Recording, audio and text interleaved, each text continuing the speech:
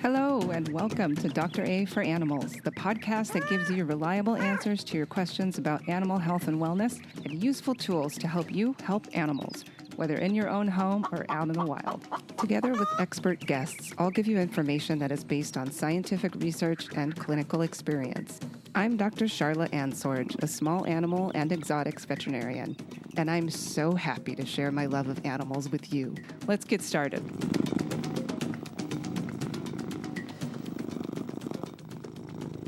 Welcome back to the show. I'm excited to get started with season 2 of Dr. A for Animals.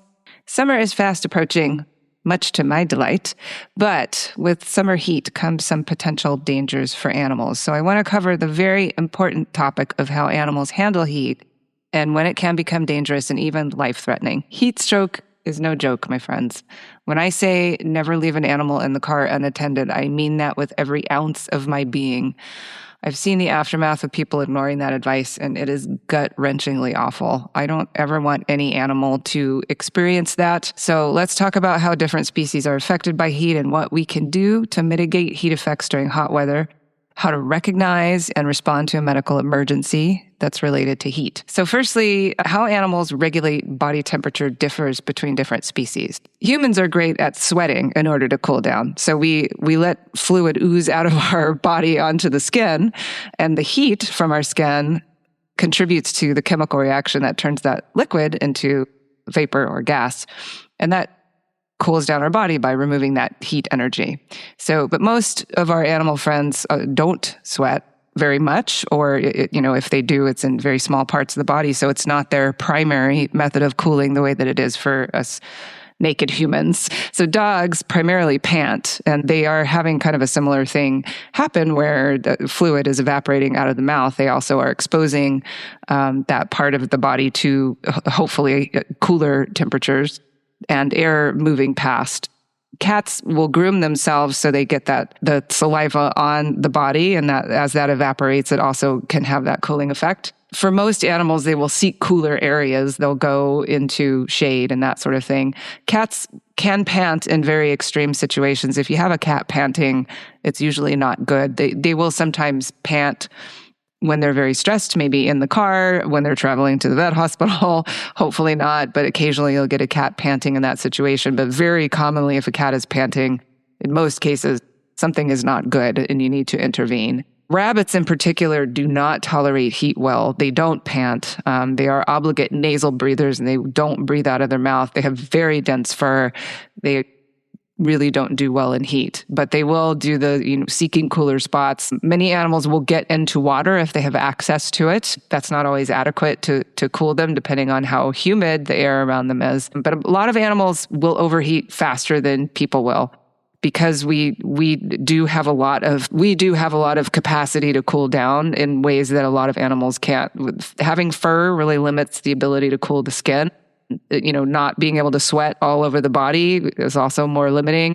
A lot of animals are living in an enclosed, captive environment where they may not have access to adequate shade, water to lie down in, or mud, that sort of thing.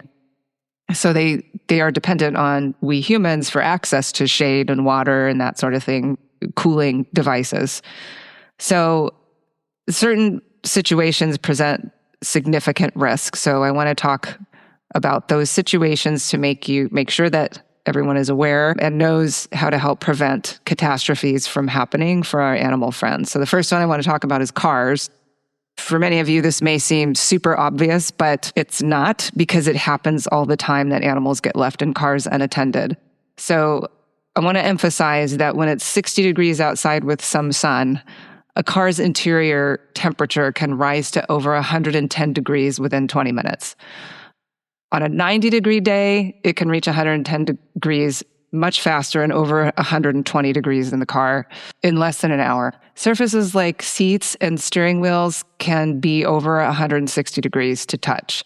The interior of a car acts like a greenhouse, so the temperature inside can be a lot hotter than it is outside in a very short period of time. Cracking the windows is not adequate. It does not allow enough airflow, especially if there's not any breeze outside. Even if there is, that's just not adequate. And even a short trip to run an errand can become deadly for an animal that's left inside a car. So just don't risk it.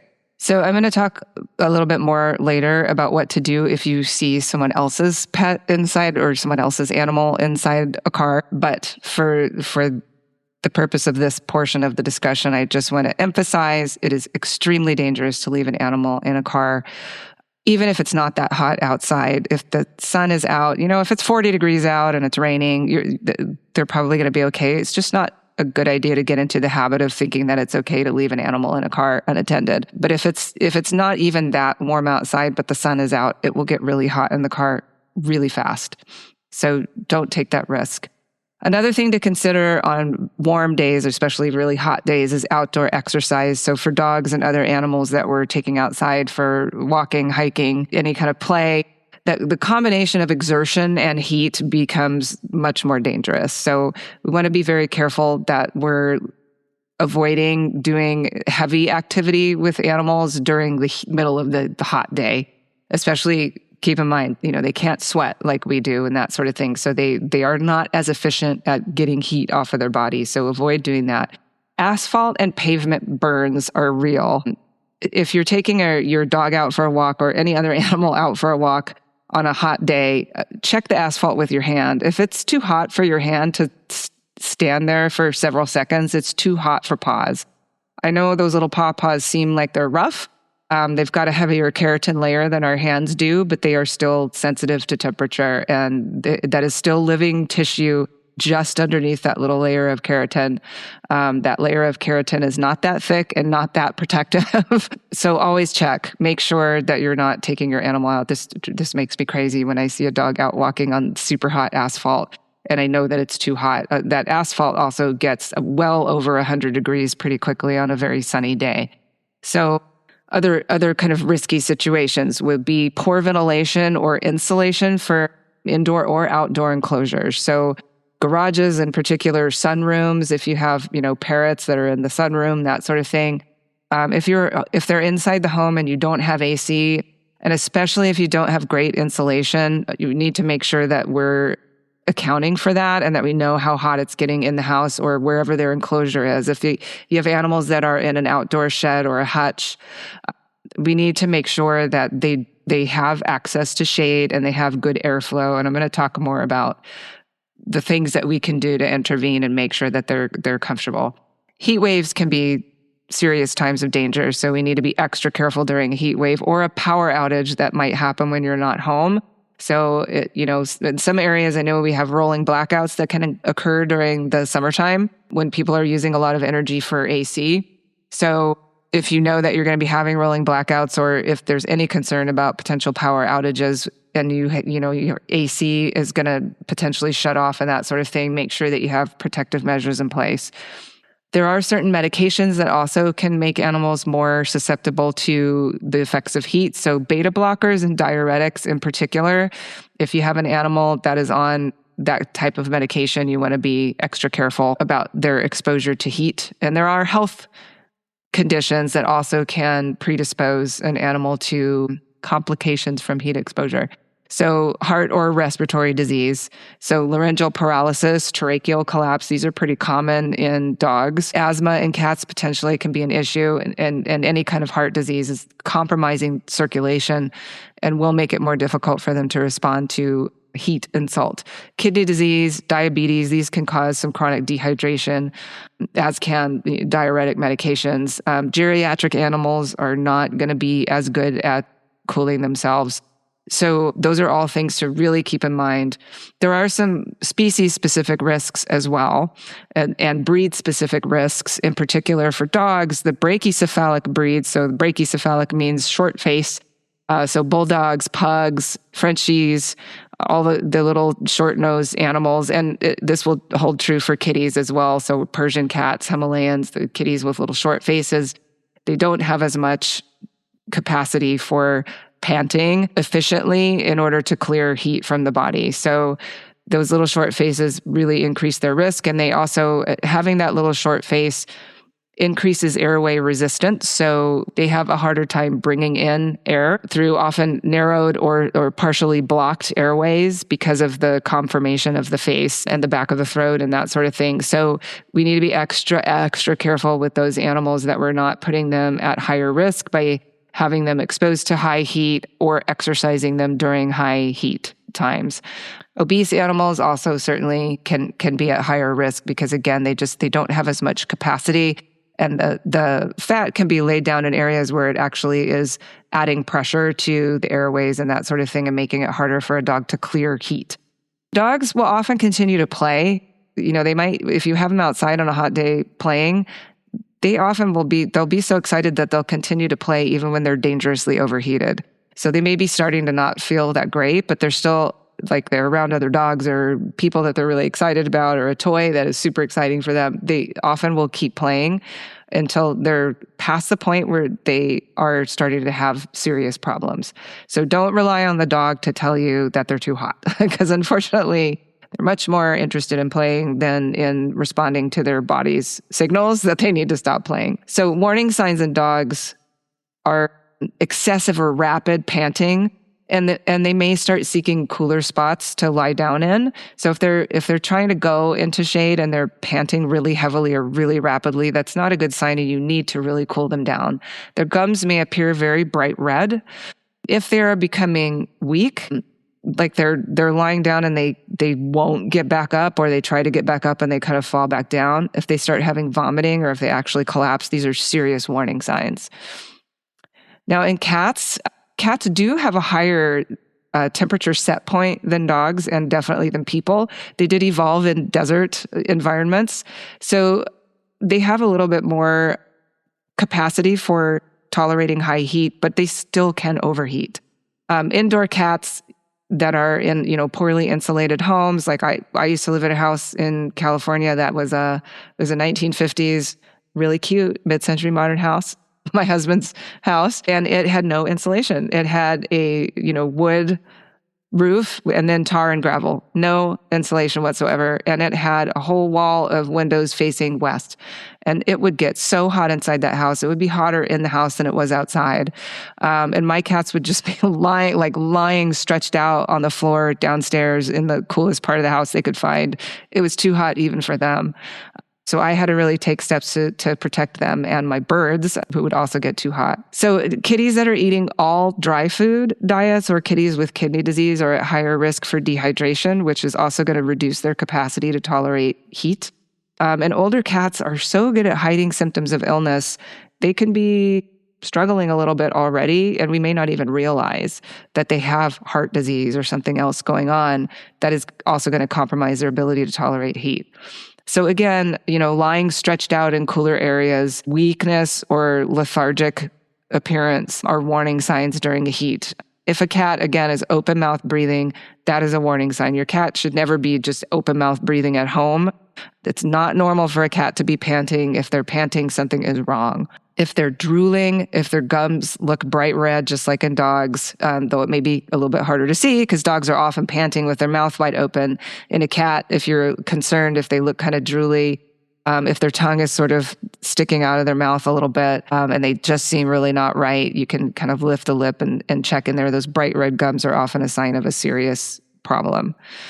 Now, rabbits and small mammals really can be, like I said, very, very sensitive to heat. Rabbits in particular, but guinea pigs, hamsters, chinchillas, even rats can be more susceptible to complications from heat exposure. They have really limited cooling ability. They really don't pant. They have extremely dense fur and a very small body size, so they can overheat very rapidly. So for outdoor hutches, poor airflow, direct sun exposure, a lack of shade or other cooling mechanisms, limited water resources are all major problems. So we need to make sure that those things are all seen to. So if you have animals that are outside, they may be digging pits to lie down in, like digging pits in the dirt and lying in there. That means they're getting too hot. If they're seeking out shade, again, weakness, lethargy. Reduced fecal production in those animals is always a concerning sign. So if we have a period of hours or throughout the day, there's very little fecal production, that is bad. If they're not eating, that's bad. Rapid breathing, you may see just an increase in the respiratory rate versus panting, which they can't really do. Those are all warning signs in those smaller animals.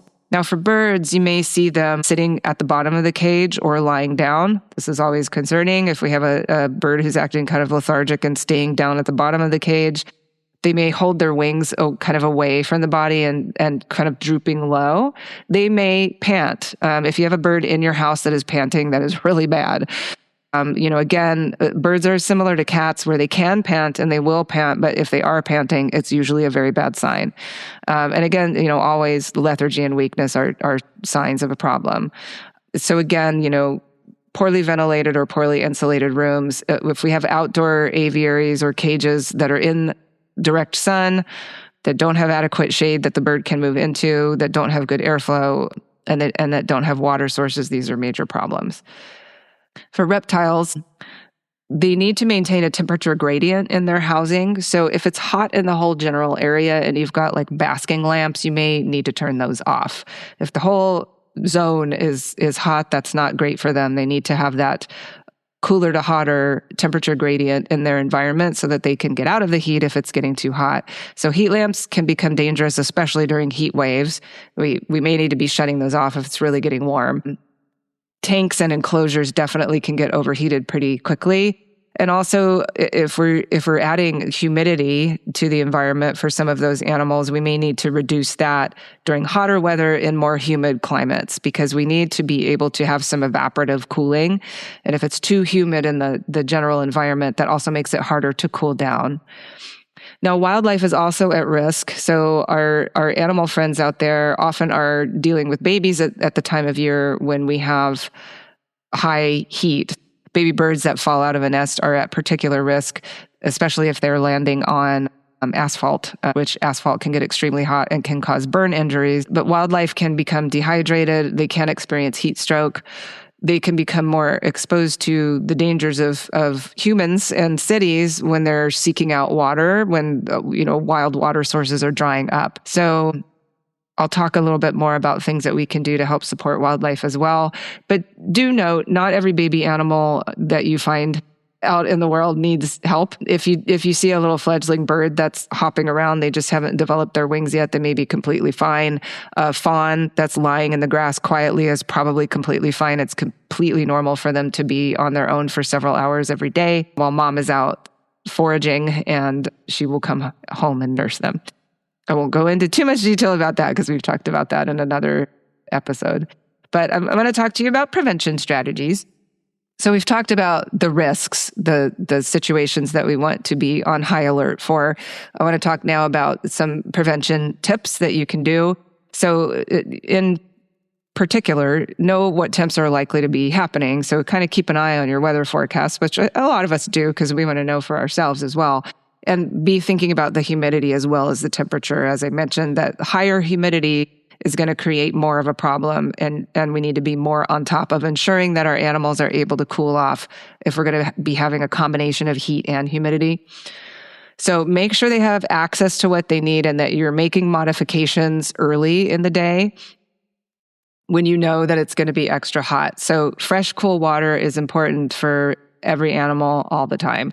They need to have easy access to water, and it needs to be in safe drinking vessels. So don't use something that's bigger and deeper than your animal is used to that they might fall into and have trouble getting out of. And make sure that we have good airflow. So if you need to add a fan, if you don't have AC in your house, you might want to consider one of those window AC units, which is what I used to do at that house in California. I got a window AC unit that was in the room that my birds were in. And you need to be careful when you use those. If you're using it in a pretty small space, it can really cool things down, and we don't want to overcool it. We want to get it cool enough to where it's comfortable, healthy temperature. Fans should be circulating air safely and not directly blasting on an animal. So fans that have a oscillation, I would have the oscillation on so that it's moving a little bit. Of course, we want to make sure that it's not scary for the animal. So if you have an animal that's never had a fan right next to them before, don't put it right next to them. Have it, several feet away so they're getting that soft breeze and not like a direct blasting airflow. And the same with if you have a window AC unit or something like that, we don't want it blasting directly on them. We just want it generally cooling the room. For animals that are in a window or that are outside, make sure that they have access to good shade, and not just a little teeny bit of shade, but like some relatively deep shade so that it will actually be cooler than the surrounding sunny area. You can use frozen water bottles, frozen Kongs, that sort of thing. Frozen water bottles, you want to wrap like in a towel if you're going to put it. Say you have a bird, you're going to put it in the bird cage or a bunny cage, wrap it in a towel, and you can just stick it in there with them so they can lean up against it, but not be in direct contact with like the hard frozen surface. So wrap it in something so that it's comfortable for them.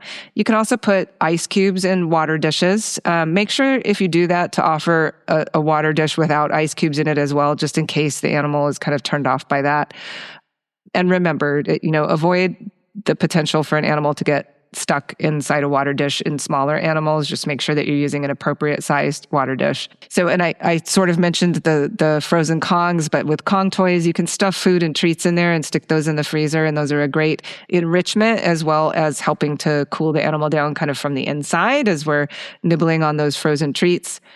For some of the smaller animals, you can get ceramic cooling tiles or cooling mats that you can put in their enclosure with them. Or, if they're out in the house, you can just make sure that they're kind of introduced to it and they know that it's there and they can access it if they're getting too hot.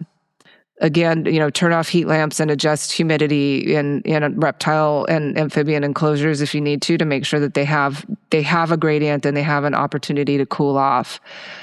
If you can bring outdoor animals indoors, if the indoors is cooler, or if you have air conditioning, if it's a garage even, perhaps that's really well shaded or that has air conditioning, if you can move those outdoor animals indoors when the heat is very high, that can be life-saving. Another option for outdoor animals would be adding misters so that they're getting this, cooling evaporative function of the misted water over them. Again, as long as that doesn't like freak them out, you want to make sure that they don't run away from it or get stressed by it. But most animals learn to love that pretty quickly. You can use kiddie pools with supervision. For most animals, I wouldn't have them have free access to a kiddie pool that's full of water because it can be hard for them to get out of. In general, this is going to be for dogs. But if you have pet pigs and goats, animals like that, they will like to have a kiddie pool as well. Lots of animals will go for that. Cats, probably not so much. But for birds, making sure that they have a dish that they can bathe in or even just wade around in. My bird likes to wade around in the cat's water ball, which the cat is not so thrilled with, but it definitely keeps him cool and well hydrated. And then again, be sure to avoid high activity or direct sun exposure during those peak heat hours. So get our outdoor exercise during early morning or evening. In the afternoon, if we have a rambunctious animal that needs to play, keep it indoors, or just, try to encourage the afternoon siesta when it's really hot outside. And be sure to check the pavement if we're doing walks outside. Check it with your hand. If it's uncomfortable for your hand, it's going to be uncomfortable for their feet. And never leave animals in cars. Even if you think it's not that hot, don't leave them in the car. For wildlife, you can provide shallow water sources and be sure to keep them filled. Just having access to water can be incredibly helpful for them. Bird baths or dishes if you have deer coming through. Just make sure again that they're easy enough for animals to get out of. So if you have little fledgling baby birds and that sort of thing, you may want to put a rock or two inside of a bigger bird bath so that it's easy for them to get out of the water. If you're able to provide some shade somewhere in your yard, if there isn't a lot of natural shade, that can be incredibly helpful too. If you find an animal that you think is distressed, try not to handle them unless you're absolutely certain they need help and you can safely handle them. If you are concerned, I recommend contacting a licensed wildlife rehabilitator in your area to get advice on how you can capture them and bring them in if that's needed. You also can contact government wildlife departments. If you've found that there are birds nesting on top of a building and there is a heat wave coming, that can be really detrimental. We had a terrible heat wave here a couple of years ago, and we had a bunch of terns that were nesting on the tops of buildings in Seattle. We got a bunch of animal rescue groups together and just relocated them not very far away, but out of the direct sun so that they were protected from the heat wave. And in general, we did contact the appropriate authorities to get involved in that. You don't want to just go start moving wildlife around without knowing that you're doing the right thing. So definitely want to contact the wildlife rehabilitator or your state or county wildlife departments before doing anything like that. If you're traveling with your animals during the summertime, make sure that you're prepared for the potential for heat as well. So bring portable water bowls, cooling towels. Know where emergency vets are on your route just in case. Hopefully you will not ever need that, but be prepared just in case so that you don't get into a sticky situation and don't know what to do. Especially if you're going to be out in the wilderness and that sort of thing, make sure that you're bringing first aid kit that includes stuff for your pets as well. So I want to talk about recognizing heat stroke.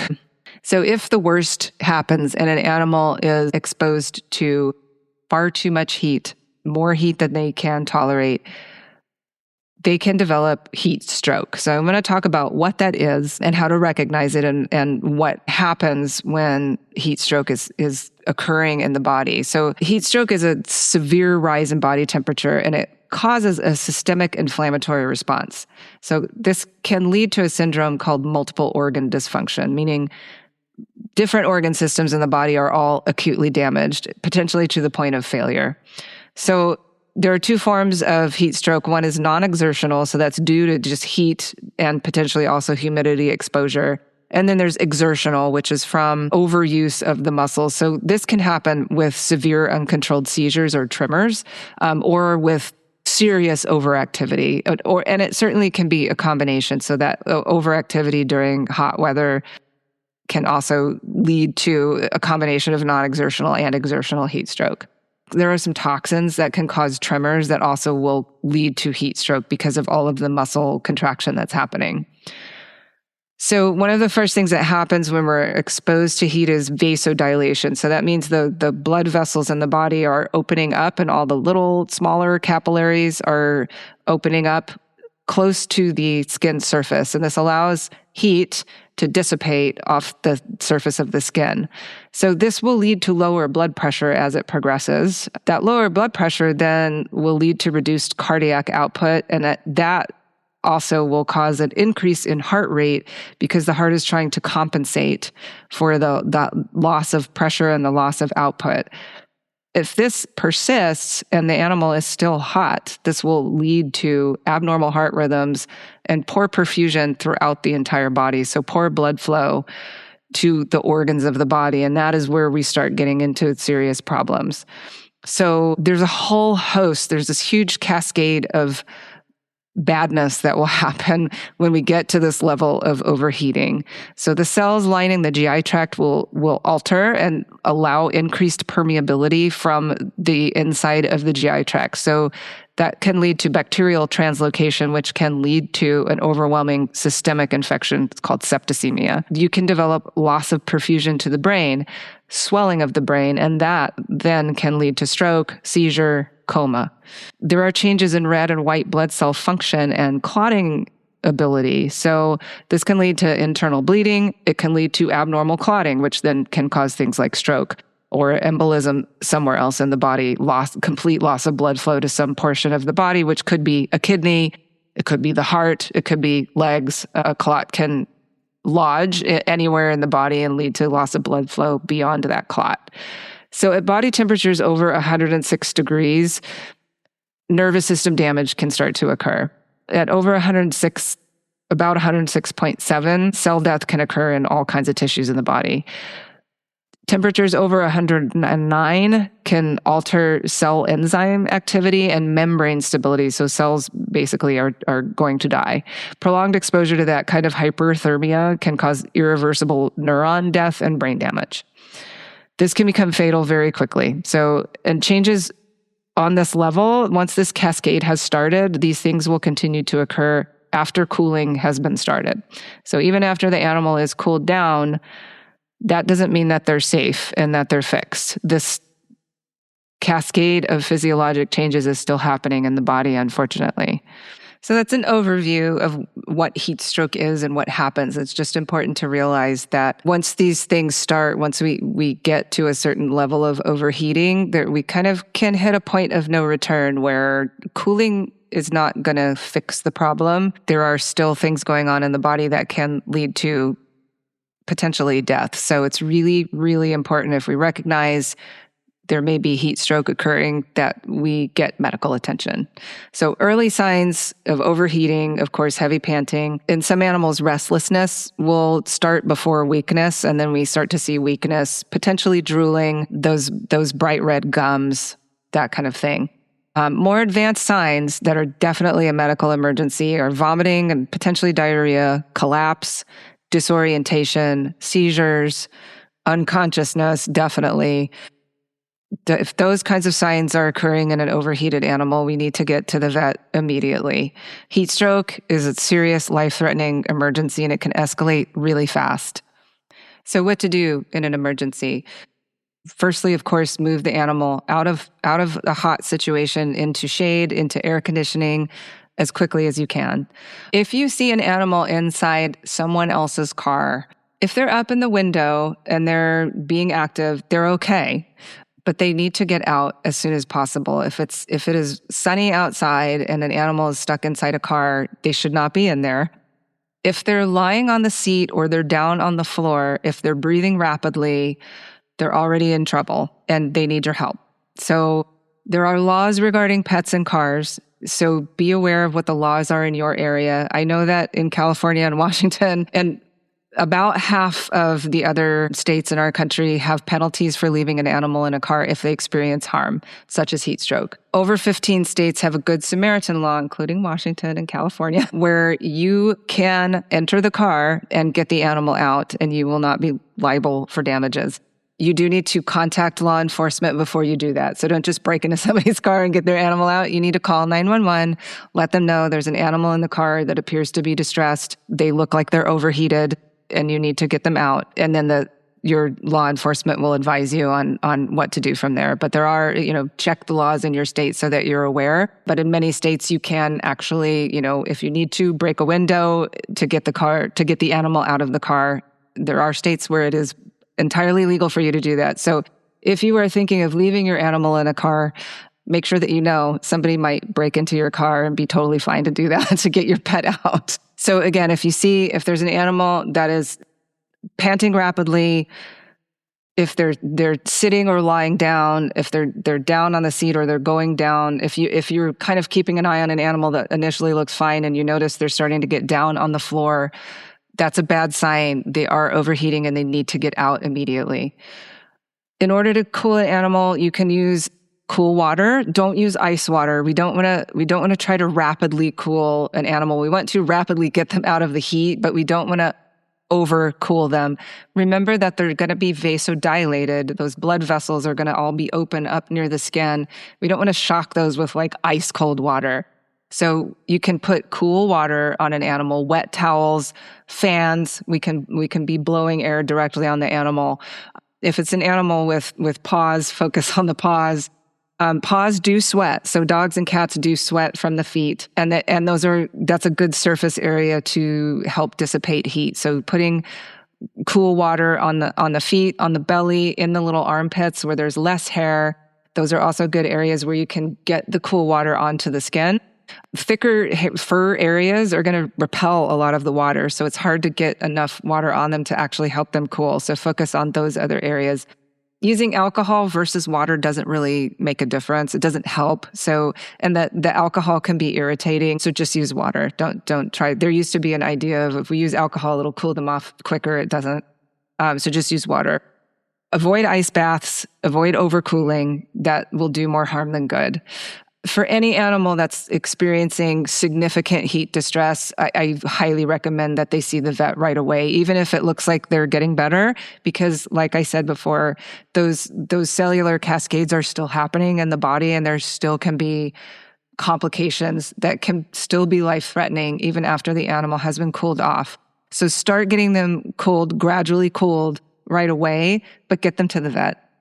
So continue cooling them while you're getting them to the vet. Try to call ahead to the vet so they know that you're coming. Give them some warning so they can also be prepped to have a cooling spot for the animal. And be aware, an animal that is suffering from heat stroke may need to be hospitalized for a couple of days. If they have gotten to a point where their body temperature has gotten up 109, 110, and yes, unfortunately this happens, they are going to need to be hospitalized probably for a couple of days. They may need to be treated for clotting disorders and other problems, brain swelling. They may need medication to get that swelling down. There are all of those potential complications that are still going to need to be managed.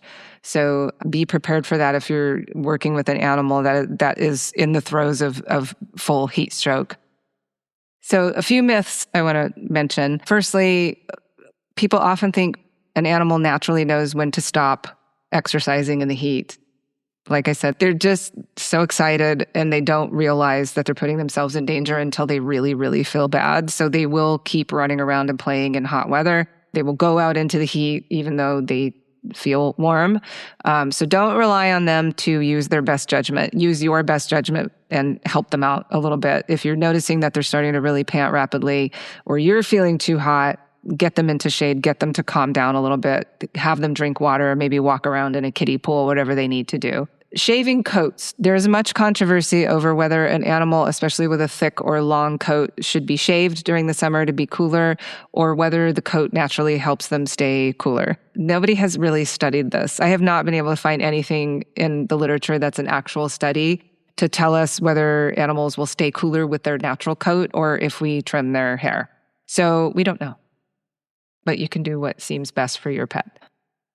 Another myth is thinking that it's safe to leave an animal in a car because it's cloudy. It's still not. A cloud cover can help reduce the heat, but you don't know how long those clouds are going to stay there.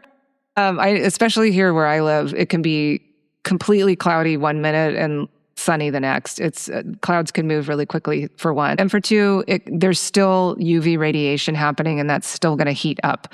Because it's cloudy doesn't mean an animal is not going to overheat. And it's also not true that just being indoors is adequate. Like I said, the house that I used to live in got hotter than the outdoors. So if you don't have a well-insulated home, if you have a lot of sun exposure to your home, it can get really hot inside the house even. So make sure that you're protecting your animals that are inside. If you don't have AC running, or if you don't have a lot of insulation in the house, if you know that it gets really hot inside your house, it's affecting your animals too, and they have less capacity to cool off than you do. Another myth is that animals are more resilient to the heat than we humans are, so it's okay to turn off your AC when you're not home. If it's really hot and you have animals at home, you need to be cooling them as well. So unfortunately, even though we're paying the energy bill, it's important to keep animals cool because, like we discussed, most of them actually have less capacity to cool down than we naked humans do. So please share this information with your friends before the major summer heat strikes. A lot of people aren't aware of how dangerous the heat can be for our animal friends. So share the joy, share the knowledge, make sure that we're protecting all of our animal friends. Check on your neighbor's outdoor pets. Be prepared for a heat emergency, a heat wave by having some cooling supplies on hand. Know what you're up against with the species of animals that you have around you so that you can be best prepared to help them weather the heat. Thanks so much for listening today. I hope all of your animal friends stay safe and cool this summer. If you're enjoying the show, I would love it if you would give me a review and or a like on Apple Podcasts or wherever you're getting your podcasts, and share it with your friends, family, neighbors, other animal-loving, crazy people out there, and give your toasty warm pets hugs from me. I hope you enjoyed this episode of Dr. A for Animals. This podcast is for educational purposes and does not substitute for specific medical advice for an individual animal or constitute the practice of veterinary medicine. No veterinary client-patient relationship is formed through listening to the podcast. If you have an animal in need of medical care, please see their veterinarian.